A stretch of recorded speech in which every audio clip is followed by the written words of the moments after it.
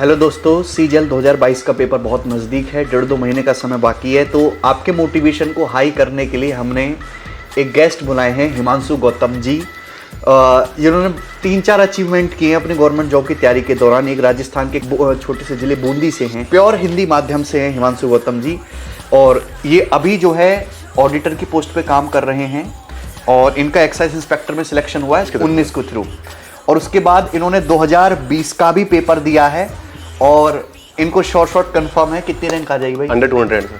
100-200 आ जाएगी, 2 डिजिट में भी आ सकती है। चांस है सर, चांस तो कॉन्फिडेंस इतना हाई होना चाहिए। हालांकि जैसे इन्होंने ऑडिटर के पोस्ट पे काम कर रहे हैं, ये एक्साइज इंस्पेक्टर पे भी लगा है और अभी जो है इनकी 200, 100 या 2 डिजिट रैंक भी पॉसिबल है। तो ये जो है एक बड़ी लंबी जर्नी है। तो आज इस पूरी जर्नी के बारे में हम इन्हीं से पूछेंगे कि इन्होंने कैसे शुरू करा। सबसे पहले आप अपने फैमिली बैकग्राउंड के बारे में बताओ, स्कूलिंग से फिर कॉलेज से। सर मैं राजस्थान में छोटा जिला है सर, बूंदी। हाँ। तो सर वहाँ पे एक गांव में था सर, हमारा बड़ौदिया गांव है सर। बड़ौदिया? हाँ सर। तो 2nd क्लास तक मैं वहाँ पढ़ा सर मैं। हाँ। फिर हम लोग बूंदिया शिफ्ट हुए सर। तो आदर्श विद्या मंदिर स्कूल होती सर, प्योर हिंदी मीडियम होती सर। तो वहाँ पे एडमिशन लिया सर। मैं वहीं से पढ़ा हूँ। अच्छा सर। तो सर वहाँ पे अब आप पढ़ो सर, आपको पता ही सर वहाँ का क्या सीन है। हाँ। तो वहाँ पे सर इंग्लिश के नाम पे तो मतलब आप बहुत, अगर वहाँ पढ़ो ना सर, आपकी हिंदी से अच्छे लेवल की है। अगर आप जो एग्जाम जिनमें हिंदी अगर है तो आप उनमें अच्छा स्कोर करोगे, पर जहाँ अगर इंग्लिश है तो कहीं ना कहीं आप लेक करोगे वहाँ पर। उसके बाद सर 2018 में सर मैं पास आउट हुआ।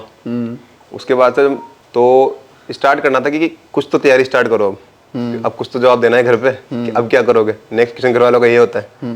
तो जो फाइनल सेमेस्टर में प्लेसमेंट के लिए वो प्राइवेट जॉब के लिए ट्राई नहीं किया था? सर प्लेसमेंट के लिए सर बैठा था सर मैं। हाँ। तो सर कंपनीज आई, तो पहली जो इन्फोसिस कंपनी है सर, उसमें बैठे सर। तो मैथ्स का मैंने कंप्लीट किया, कंप्लीट सही था, और रीजनिंग का भी हुआ। फिर मैं इंग्लिश में बाहर हो गया उसमें।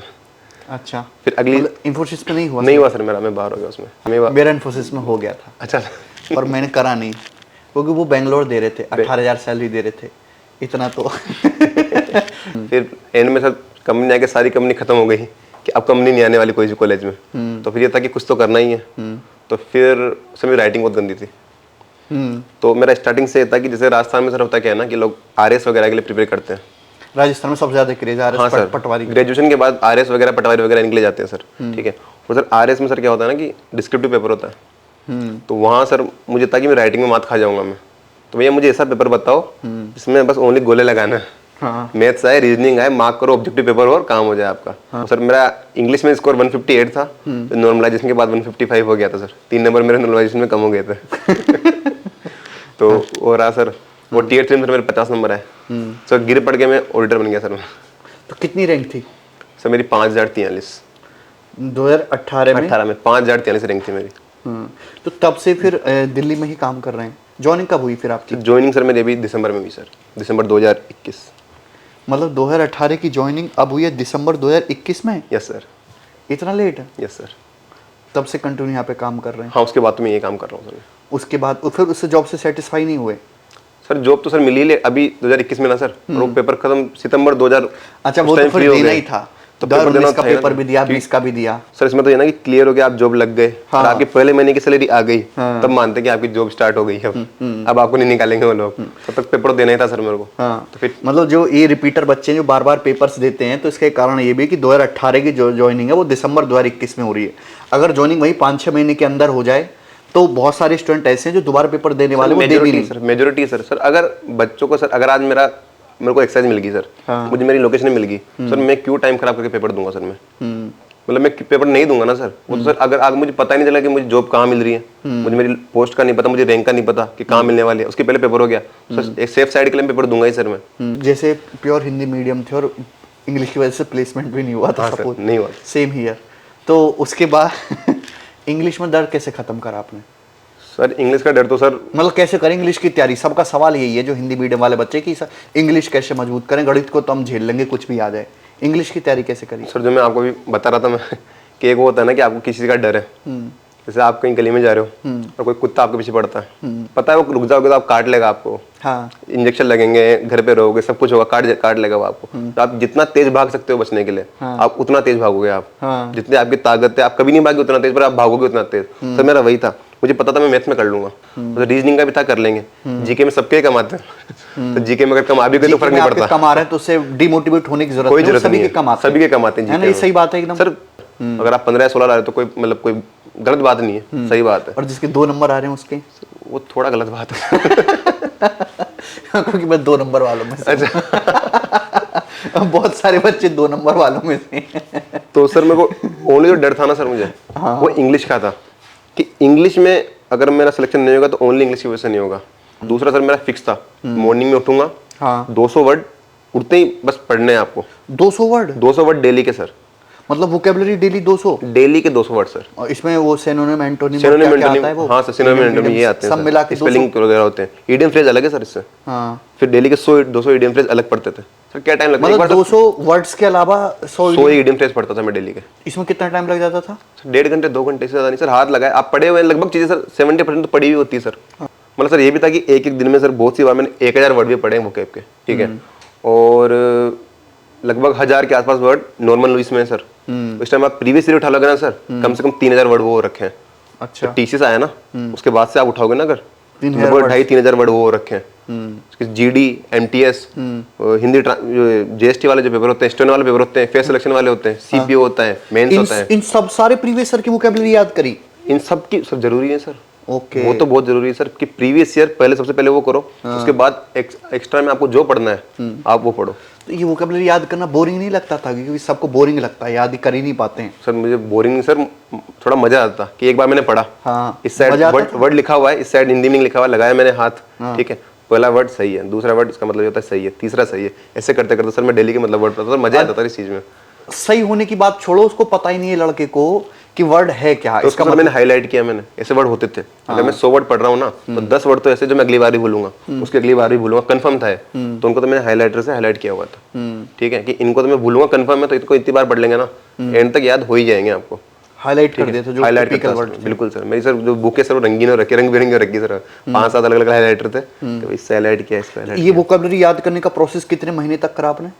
सर आज भी पढ़ता हूँ सर मैं सजेस्ट करता हूँ कि वोकैबुलरी और करंट अफेयर सबसे पहले मॉर्निंग में उठते ही करो सर, सही है ना, ये दोनों चीजें। फिर करंट अफेयर। सर एक्चुअली होता क्या था ना सर, कि मॉर्निंग में जो करंट अफेयर की वीडियोस आते थे सर वो लाइव आते थे, और मैं लाइव वीडियो देखता नहीं था सर, मैं 2x में देखता था वीडियोस को। तो मैं उनको दिन में 10-11-12 बजे बाद करंट अफेयर पढ़ते थे हम। तो मेरा ये था कि जब मेरा पेपर होगा उसके 1 साल पहले के मैंने करंट अफेयर, क्योंकि सर मेरी मैथ्स सही थी, अच्छी हो गई थी, मतलब रीजनिंग में मैंने अच्छी प्रैक्टिस कर ली थी, इंग्लिश का मैं डेली कर रहा था। अब ये था कि अगर मैं, अब ये तो हुई सबके बराबर पहुंचाऊं मैं भी, तो लीड कैसे लूंगा मैं जब जीके में ज्यादा नंबर लेगा। अभी तो लोगों के जो सिलेक्शन हो रहे हैं ना, ऑडिटर बन रहे हैं, टीए बन रहे हैं, उनके बराबर पहुंच गया आप सिलेक्शन हो जाएगा, पर अब आपको रैंक बढ़ानी है। तो मैंने क्या, करंट अफेयर नंबर खींचने हैं आपको। तो उसके लिए सर मैंने 1 साल ही करंट अफेयर 3 अलग अलग चैनल यूट्यूब पे अवेलेबल है सर, 3 अलग अलग चैनल मैंने पकड़े जो काफी अच्छा पढ़ा रहे थे, उनसे मैंने पूरे 1-1 साल ही करंट अफेयर पढ़ी मैंने, ठीक है। तो उसके बाद सर इसका फायदा भी हुआ। तो जो मतलब करंट अफेयर जो एक से ज्यादा रिसोर्सेज से यूज कर सकते हैं, करना ही चाहिए सर, क्योंकि होता क्या है ना सर, सामने वाले बंदे को अपना 1 घंटे का वीडियो बनाना है करंट अफेयर का, तो वो काट छाट करेगा। अब वो तो सर कुछ भी काट देगा, उन्हें पता थोड़ी ना है कि एसएससी टीचर्स क्या देने वाला, क्या नहीं देने वाला। तो आपको 3 जगह से तो मिनिमम सिलेक्शन लेना है, इंस्पेक्टर बनना है आपको, तो 3 जगह थोड़ी मेहनत तो करनी पड़ेगी सर। मतलब आप बैठे रहोगे या फिर ठीक है आप पढ़ा एक जगह से पढ़ लो, टाइम निकाल लो, तो उससे तो सर कुछ होने वाला है नहीं। 3 जगह से, 2 जगह से भी नहीं, 3 जगह से 4 जगह से आपको करना ही पड़ेगा सर। थोड़ा यहाँ बच गया वो यहाँ समझ में आएगा, जो यहाँ बच गया वो यहाँ से आएगा, और यहाँ बच गया यहाँ छूट जाएगा अगर कुछ, तो आप यहाँ से कवर करोगे। तो करंट अफेयर में जैसे ऑब्जेक्टिव बिल्कुल डायरेक्ट सवाल है और ऑब्जेक्टिव वो रट्टा मार लिया, क्या उससे रिलेटेड भी बातें पढ़ते थे? सर उससे रिलेटेड पढ़ता था, उससे रिलेटेड भी पढ़ते कुछ भी सर। जैसे ज्ञानपीठ अवार्ड मिला, कि इस बंदे को ज्ञानपीठ मिला, तो फिर गूगल पे मैं सर्च करता था कि पहला ज्ञानपीठ कब मिला था और पहला किसको मिला था। ओके, ज्ञानपीठ मिलता किस क्षेत्र में, लिखा मैंने। जो चीज आज सर करंट अफेयर बनता भी तो ऐसे ही है ना, स्टैटिक भी सर ऐसे बनती है। आज जो चीजें करंट में हो रही है उसका कहीं ना कहीं स्टैटिक में पास्ट में कनेक्शन है, जो आज स्टैटिक जीके बन चुका है, तो उसी का स्टैटिक जीके उठ के करंट अफेयर के रूप में आता है सर। तो ये चीजें थोड़ा आप थोड़ा पढ़ो, थोड़ा खुद से सर्च करो, अच्छे खासे आपके नोट्स तैयार होंगे सर, तो उसका बहुत फायदा मिलता है आपको। तो जैसे प्योर हिंदी मीडियम से आप? जी सर। तो इंग्लिश में डेली 1.5 घंटे वोकैबुलरी याद करते थे? हाँ सर। तो ये जो हमारे स्टूडेंट्स देख रहे हैं वीडियो, तो कि अगर आपकी इंग्लिश वीक है तो बिल्कुल भी डरने वाली बात नहीं है। सबसे पहले तो वोकैबुलरी पर कमांड होनी चाहिए, और आपकी वोकैबुलरी तभी मजबूत होगी जब आप 1 से 1.5 घंटे डेली वोकैबुलरी याद करोगे। डेली करंट अफेयर पढ़ोगे, और ये प्रोसेस लंबा है, 6-7 महीने का, आप छोड़ नहीं सकते इसको भी, चाहे आपको बोरिंग लगे, आपको मजा आए या ना आए। ये मजा आने वाली बात जो है कि बच्चों को चाहिए एंटरटेनमेंट, कि वो जुड़े रहे उससे। वोकैबुलरी याद करना बड़ा बोरिंग काम है, मुझे भी लगता है। इसको इंटरेस्टिंग कैसे बनाएंगे? सर इंटरेस्टिंग बनाने का एक ही तरीका है सर, अगर आपका कोई ग्रुप है सर, हाँ, आप 8 लोग, मेरा कहता हूँ सर, लगभग सर्कल में लोग तैयारी कर रहे थे सीजल वगैरह की, ठीक है, तो हम 8-10 लोग का ग्रुप था सर, ठीक है, सब तैयारी कर रहे हैं। तो आज हमने पढ़ी, शाम को हम थड़ी पे बैठे हैं, चाय पी रहे हैं, बात कर रहे हैं, तेरे कितने वर्ड हुए? वो बोलेगा 100, भाई मेरे 200 हो गए। तो आप अगर पढ़ रहे हो तो आपका स्कोर इंप्रूव होता है ना सर, तो उसमें मजा आ रहा है सर आपको, उसमें मजा। मैंने परसों मॉक दिया, मेरे 110 सर, आपको पढ़ा हुआ वर्ड जिस दिन आपको टेस्ट मिल जाएगा ना सर, आपको आपकी खुशी को मतलब 4 चांद लग जाएंगे कि ये वर्ड मैंने परसों पढ़ा है और ये वर्ड सामने आ गया। ये मेरे साथ भी हुआ 1-2 बार। अरे ग्रामर कैसे स्ट्रॉन्ग करी आपने? एक टीचर से पहले एक टीचर से कंप्लीट कंटेंट पढ़ा मैंने, ठीक है, पूरा, हाँ। फिर अगेन जो सर मेरी आदत है कि यहाँ का पढ़ा ना, तो एक बार क्रॉस चेक तो यहाँ से करना ही है उसमें। अगर जैसे मैं आज एरर पढ़ रहा हूँ तो एरर, मतलब मेरा टारगेट था कि हर वो टॉपिक में डेली कवर करूँ। जैसे इंग्लिश में क्लोज आता है तो मैं डेली के 4 से 5 क्लोज लगाता हूँ सर, डेली के 4 से 5 क्लोज, ठीक है। वोकेब आते हैं, डेली में 1.5 घंटा वोकेब पढ़ता था। ईडीएम के 2 क्वेश्चन आते हैं तो मैं डेली ईडीएम लगा रहा हूँ। ग्रामर से रिलेटेड क्वेश्चन आएंगे तो डेली ग्रामर के 1 या 2 टॉपिक आपको कवर करना है सर। पैसेज या क्लोज में कुछ आएगा तो आपको रीडिंग करनी है, तो डेली आधा घंटा आपको न्यूज़पेपर रीड करना है। तो मतलब पर डे अंग्रेजी 5 से 6 घंटे पढ़ लेते? डेफिनेटली सर, क्योंकि सर मेरा टारगेट इंग्लिश बिल्कुल सर, इंग्लिश मेरी कम से कम 5 घंटे मिनिमम था मेरा इंग्लिश का। मैंने लाइफ में पूरी कुल मिलाकर 5 घंटे इंग्लिश नहीं पढ़ी है। क्योंकि वीक भी वही थी ना कवर। सर होता क्या है ना सर, प्रिपरेशन लाइफ में बच्चे गलती करते हैं, जिस चीज में मजा आ रहा है समझ में ज्यादा पढ़ते हैं, उसी को पढ़ते रहते हैं। बिल्कुल सही, मतलब जिस चीज का आपको डर है, जो जिस चीज में आप कमजोर है, उसको ज्यादा पढ़ो। जैसे भाई ना करा, भाई बिल्कुल हिंदी मीडियम से, बिल्कुल देसी आदमी, और इंग्लिश में कमजोर, और 5-6 घंटे डेली अंग्रेजी पढ़ी, 1.5 घंटे डेली वोकैबुलरी याद करी।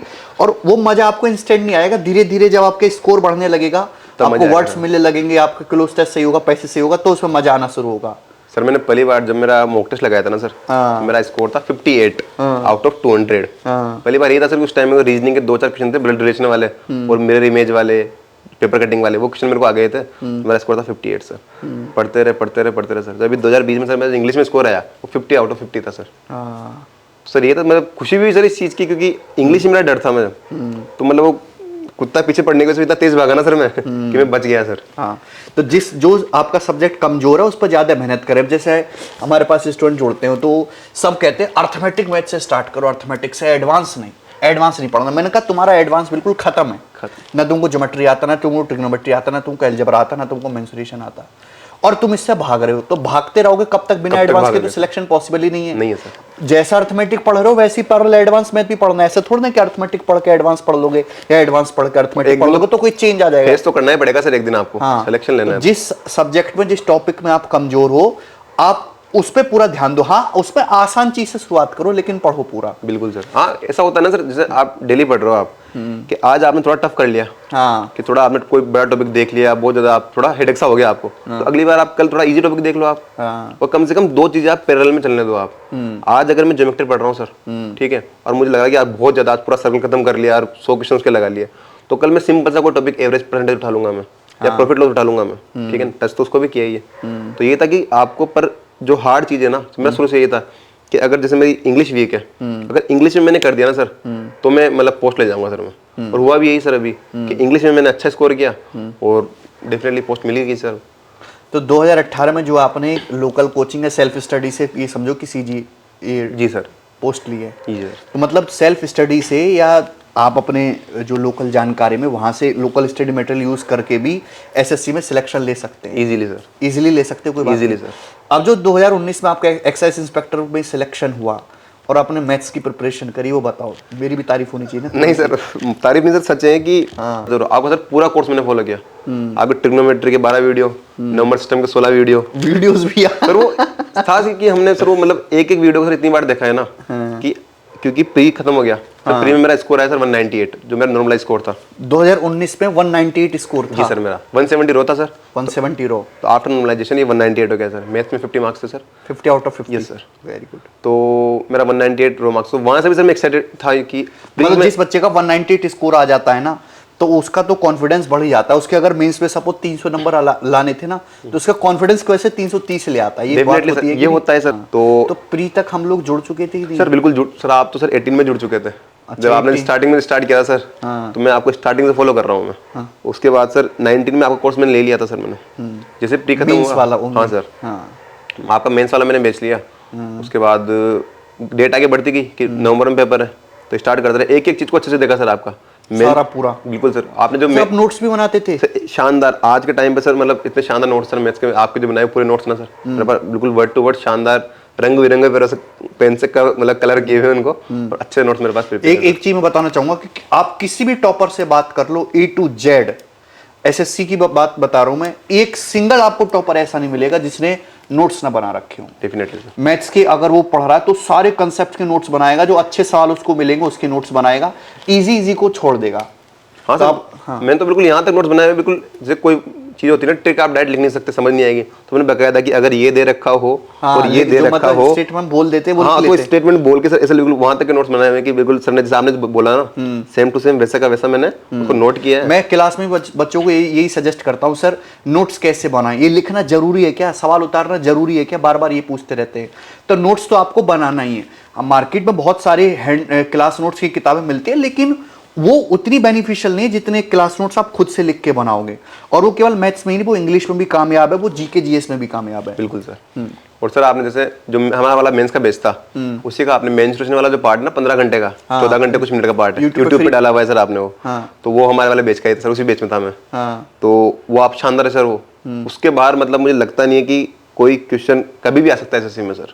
जो 15 घंटे का पूरा कोर्स सर आपका काफी अच्छा है, मैं पर्टिकुलर एक बता रहा हूँ जो बच्चे मतलब यूट्यूब पे देख सकते हैं लोग, तो उस 15 घंटे के पार्ट के बाद मेंस्ट्रुएशन कभी आ ही नहीं सकती सर। मैं ज्यादातर ना यूट्यूब पे जो वीडियो अपलोड कर रहा हूँ वो प्रैक्टिस सेशन की तरह होते हैं, जैसे भाई वाले टाइप के बच्चों के लिए वो हैं, जो जिन्होंने प्री का थोड़ा थोड़ा पढ़ा रखा है और उनको मीन्स के लिए जाना है। यस देखिए एक इंपॉर्टेंट चीज है, मैं हमेशा कहता हूँ कि सिलेक्शन आप पढ़ रहे हो, कंसेप्ट पढ़ रहे हो, तैयारी कर रहे हो, ठीक है, लेकिन आपको मॉक टेस्ट ज्यादा से ज्यादा लगाना है। जो बच्चा जितने मॉक टेस्ट लगाएगा, पहली बात तो एग्जाम उतना कम डरेगा, एग्जाम का प्रेशर जो बोलते हैं ना, एग्जाम प्रेशर वाली बात, जितने मॉक टेस्ट लगाओगे प्रेशर उतना कम फील होगा। आपने कैसे मॉक टेस्ट लगाए, कैसे सॉल्व करते थे आप, क्या स्ट्रेटजी रहती थी मॉक टेस्ट की? सर मॉक का सर मेरा रहता है, पहले तो मैं बताऊं आपको कि मैंने 18, 90, 20 तीन सीजन दिए सर, और तीनों के ऑलमोस्ट मैंने सर मतलब डाटा आपको बड़ा लगेगा सर, लगभग मैंने 600 से 700 मॉक लगाए सर मैंने।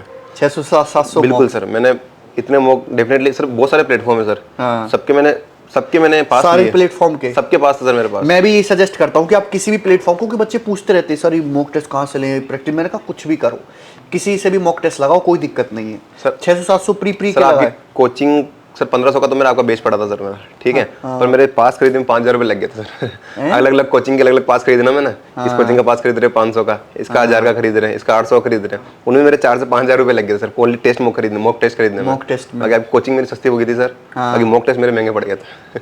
कोचिंग सस्ती हो गई थी, मॉक टेस्ट महंगे पड़ गए थे, सुना? तो यही था सर, तो उससे मैंने मतलब लगाने स्टार्ट किए सर। मेरा फिक्स था, क्योंकि होता क्या है ना कि दो तरह की होती है जो बच्चों की मेंटलिटी होती है कि एक बार सब चीजें पढ़ लो फिर मॉक स्टार्ट करेंगे, सर वो मैं बिल्कुल गलत मानता हूँ। आज से आप मॉक देना स्टार्ट करो। बिल्कुल सही बात है, मैं भी यही बोलता हूँ कि जैसे आपका सिलेबस 20%, 30% भी होता है, आप लगाना शुरू कर दो, मॉक लगाना स्टार्ट कर दो। सर होता क्या है ना कि जैसे मैंने पहला मॉक दिया था मेरी लाइफ में, मेरे 58 मार्क्स आए थे, ठीक है, फिर मैंने ऐसा हुआ कि जैसे मैंने आज मेरा time and work in 2 week में कंप्लीट हो गया, तो मेरा ये टारगेट था कि अब आने वाले 3 साल 10 साल 20 साल जब भी मैं जितने भी पेपर दूंगा तो टाइम एंड वर्क का कुछ मुझे गलत नहीं करना। हाँ, मैं हमेशा कहता हूँ कि मॉक टेस्ट के बाद जो भी आपको यूनिक, चाहे वो जीके का सवाल है, इंग्लिश का वोकैबुलरी वर्ड्स सवाल, कॉन्सेप्ट कुछ भी हो, फॉर्मूला, आप उसको लिख लो एक डायरी अलग से। बिल्कुल सर, आज भी सर नोट है वो सर, वो आपको काम देते हैं। जब एग्जाम होने वाला होता है ना कि आज हम यहाँ बैठे हुए हैं सर, पता है कि 10 दिन बाद एग्जाम है, सर पढ़ाई नहीं होती, आज आप करंट अफेयर नहीं पढ़ पाओगे, आज आप वापस से कुछ नहीं पढ़ पाओगे। अगर नोट्स है आपके पास, सर मैं आज अगर चाहूँ सर, आज मतलब मैं दिन में 12 बजे स्टार्ट करूँ पढ़ना, तो 6 शाम को 6-7 बजते बजते आपकी जो पूरी मैथ्स है ना सर एसएससी की, उनका रिवीजन कर लूंगा मैं, क्योंकि नोट शानदार मेरे पास खुद से नोट्स बनाने का फायदा है। उसका फायदा है सर कि मैं कभी भी मतलब 6 घंटे 7 घंटे लगा के और पूरी जो मैथ्स सर आपने जो आपके मेंस वाले बेसिक में पढ़ी है वो मैं पूरी कवर कर लूंगा। तो आप मॉक टेस्ट दो, उनका एनालिसिस करो और उनको जो अच्छी चीजें मिल रही है आप नोट डाउन करो। ये प्रोसेस आपको डेली करना है। तो मॉक टेस्ट का ये था कि आप अगर आज एक दिन बिना मॉक का दे रहे हो आप, तो वो दिन वेस्ट है सर आपका। हाँ, अगर एक दिन भी आपका बिना मॉक टेस्ट का गया तो दिन बेकार है, चाहे कितनी पढ़ाई करिए उसके अलावा एक्स्ट्रा। और सर दूसरी बात कि जैसे अभी हम लोग सर यहाँ बैठे हुए हैं या फिर मैं कहीं घूम रहा हूँ, खेल रहा हूँ, कुछ भी कर रहा हूँ सर, मैं ठीक मूवी देखने जा रहा हूँ, उस टाइम में कोई ना कोई बंदा बैकग्राउंड में कहीं ना कहीं पढ़ रहा है सर, वो आपसे आगे निकलेगा। वो टाइम वेस्ट नहीं कर रहा कहीं पे। सर 21 लाख 22 लाख फॉर्म भरते हैं इसमें, नंबर बहुत बड़ा नंबर है सर, ठीक है। उसमें 20,000 पोस्ट है, 10,000 पोस्ट होती है, काम की सर पता है 2,000 4,000 पोस्ट होती है, ठीक है। 2400 ग्रेड पे लेने के लिए कोई भी नहीं आता सीजीएल में। सब सोच के आते कि 4600 आएंगे, वर्दी पहनेंगे, पर उतनी सर मेहनत नहीं करना चाहते लोग। कि आप क्योंकि सवाल तो ये होता है कि सर 20 मॉक टेस्ट लगा लूं काफी है क्या? 20 ये पूछते प्री वाले, उनको क्या सलाह देंगे? सर 20 तक आते आते तो पता चलता है कि मॉक अटेम्प्ट कैसे करना है। हाँ 20 टेस्ट तक तो आपको पहुंचते आप से मैं बताऊं, सैटरडे संडे को बहुत सारे लाइव टेस्ट आते हैं। आज फ्राइडे सर, शनिवार रविवार को लाइव टेस्ट आएंगे, बहुत सारे अलग प्लेटफॉर्म पे आएंगे। आप देखोगे सर 20-25 हज़ार तो वहाँ लाइव लोग दे रहे हैं आज के टाइम पे।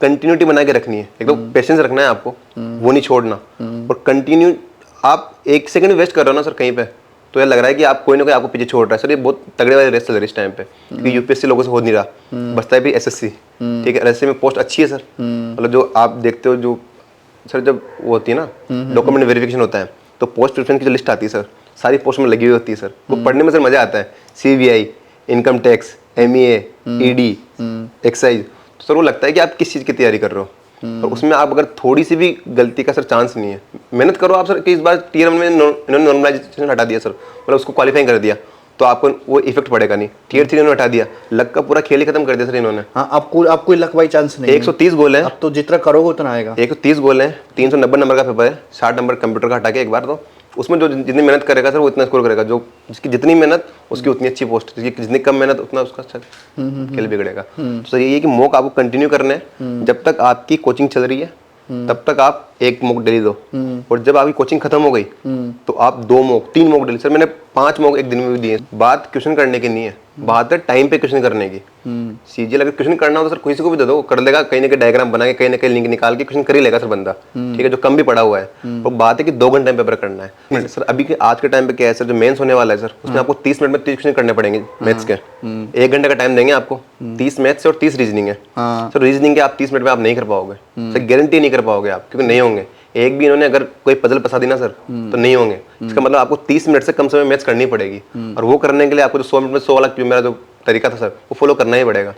अगर 100 मिनट में 100 कर पा रहे हो ना, तो 30 मिनट में 30 कर पाओगे इजीली। तो बच्चे में 30 मिनट आप रीजनिंग में दोगे तो ही आप मतलब अच्छा स्कोर कर पाओगे। वही ना, जब जैसे हम चैप्टर वाइज प्रैक्टिस यूट्यूब पे मिक्स प्रैक्टिस कराते, तो बच्चे कहते हैं चैप्टर वाइज कराओ, तो मैं कहता हूँ भाई फायदा क्या है? 2 महीने बाद पेपर है, पेपर में मिक्स ही आना है। फाइनल सिलेक्शन जो है वो आपका मॉक टेस्ट और मिक्स्ड प्रैक्टिस से ही होगा। ये बात अपनी बुद्धि में डालो। सही है ना, सही बात है ना? यही है। हाँ।